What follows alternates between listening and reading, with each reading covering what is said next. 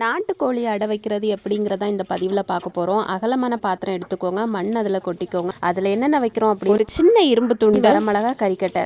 எதுக்காகனா இடி மின்னல் தாக்கம் முட்டைக்கு மேலே படாமல் இருக்கிறதுக்கு. வரமிளகாய் எதுக்கு அப்படின்னா சின்ன சின்ன பூச்சி எறும்பு எதுவுமே முட்டைக்கு மேலே வராமல் இருக்கிறதுக்கு. கறிக்கட்டை பார்த்தீங்கன்னா எச்சத்தோட ஸ்மெல் வராமல் இருக்கிறதுக்கு. நான் கலெக்ட் பண்ணி வச்சிருக்க முட்டையில் எல்லாமே நம்பர் போட்டு வச்சிருக்கேன். எதுக்கு அப்படின்னா பக்கமாக போட்ட முட்டையை மட்டும் வச்சிடலாங்கிறதுக்காக எல்லாமே வரைஞ்சியும் எழுதியும் வச்சிருக்கேன். இப்போ பார்த்தீங்கன்னா 21வது நாள் ஒரு 3 குஞ்சு தான் பொரிஞ்சிருந்துச்சு. அதை நீங்கள் வீடியோலே பார்ப்பீங்க எப்படி வந்திருக்கு அப்படின்னு. 23வது நாள் பார்த்தீங்கன்னா கிட்டத்தட்ட 7 முட்டைங்க பொரிஞ்சிருந்துச்சுங்க. நான் வச்சது பார்த்தீங்கன்னா 11 முட்டை. அதில் 7 முட்டை வந்து பொரிஞ்சிருந்துச்சு.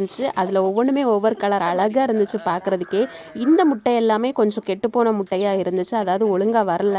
இந்த முட்டை எல்லாமே இயற்கையாகவே பொரிஞ்சு வரல. அதோட சத்தத்தை கேட்டு நாங்களே பின்னுக்கு வச்சு எடுத்துட்டு இருந்தோம். கோழிங்க ஒன்னொன்னும் அழகாக இருந்துச்சு, ஆக்டிவாகவுமே இருக்காங்க. ஆக்சுவலாக இந்த கோழிங்களுக்கு சர்ஜரி பண்ணது இந்த டாக்டர் தாங்க. இதோட லாங் வீடியோ நான் அப்லோட் பண்ணியிருக்கேன், மறக்காமல் செக் பண்ணி பாருங்கள்.